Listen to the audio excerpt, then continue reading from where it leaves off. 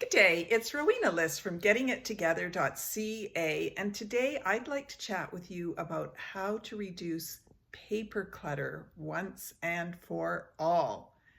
One of the biggest things when it comes to paper clutter is that you have to trust yourself. You have to trust that if you get rid of that paper, that you will be able to find that information wherever it is that you need it.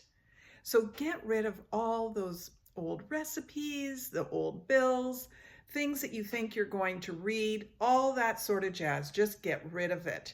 And that brings me to the second point, which is go paperless. It's time to go paperless. You can have everything on your computer. You can have it in nice folders. It can be well organized, but there is no need to be having so much paper.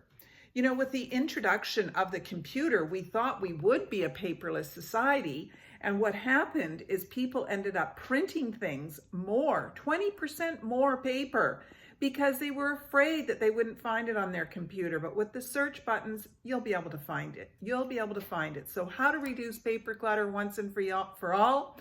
Go paperless. Of course, you'll want to have a system for all of the things that you might need to keep. In occasion, there are times that you need to keep paper copies of certain things. For an example, a will, a power of attorney, representation agreement. So you want to have a system for those, and I call that the binder. Check out GettingItTogether.ca and make an appointment so that you can hear a little bit more about that information of the binder.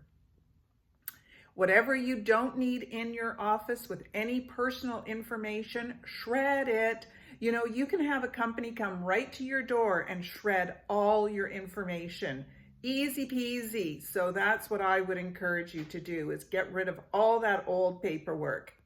And the fifth and final step of how to reduce paper clutter once and for all is to take 15, it's called. Take 15 is where you take 15 minutes at the end of each day. You go over your office area, your desk area, and you start purging those papers that have somehow snuck their way back into your office. Hey, I hope these top 5 tips have helped you out on how to reduce paper clutter once and for all. Check out the article below. And be sure to sign up for my free ebook at GettingItTogether.ca.